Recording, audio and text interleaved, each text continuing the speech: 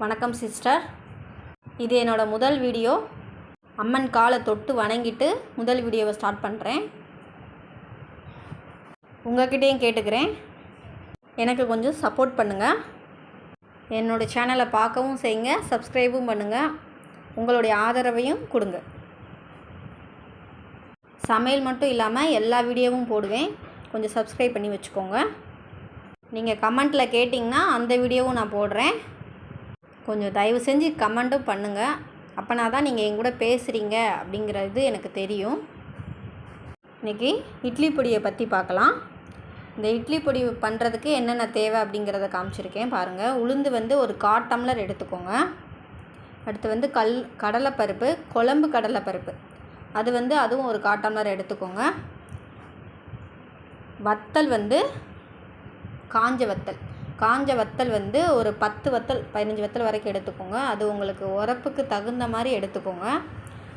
உப்பு உரப்பு இது ரெண்டுமே உங்களுடைய சாய்ஸ் தான்.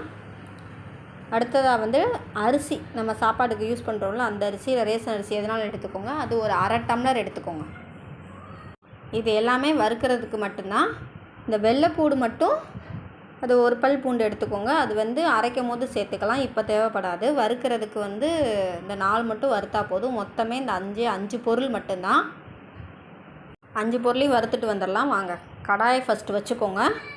அதில் எண்ணெய் ஊற்ற வேண்டாம், எண்ணெய் ஊற்றாமல் செஞ்சுக்கலாம். உளுந்தம்பருப்பை ஃபஸ்ட்டு போட்டுக்கோங்க. அது நல்லா பொன்னிறமாக வரணும், அது வரைக்கும் வறுத்து எடுத்துக்கோங்க.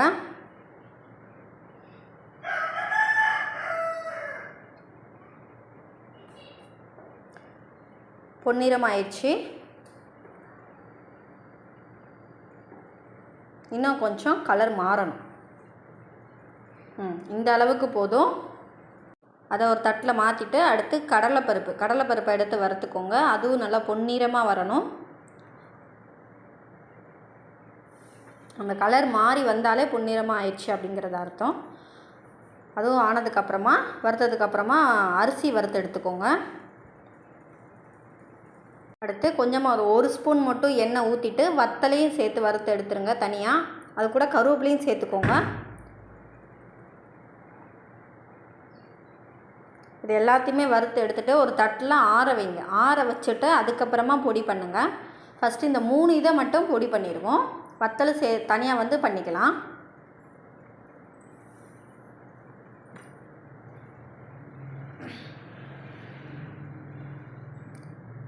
இந்த 3 மட்டும் போட்டிருக்கேன். அரிசி, கடலைப்பருப்பு, உளுந்தம்பருப்பு, அவ்வளோதான். அதை பொடி பண்ணி எடுத்தாச்சு. பொடி பண்ணி எடுத்துகிட்டு இதில் பாதி மட்டும் மிக்ஸி ஜாரில் வச்சுக்கோங்க, பாதியை தனியாக எடுத்து வச்சுருங்க. இந்த பாதி கூட நம்ம வத்தலை போட்டு அரைக்க போகிறோம். அப்போனா தான் அந்த எண்ணெய் இந்த மிக்ஸி ஜாரில் ஒட்டிட்டு இருக்காது, அதுக்காக தான். இப்போ அரைச்சி எடுத்துகிட்டு வந்துட்டோம். அதுக்கப்புறமா மிச்ச பாதி பொடி இருக்குல்ல, அந்த பாதி பொடியும் சேர்த்து போட்டு இதில் அரைச்சிக்கோங்க.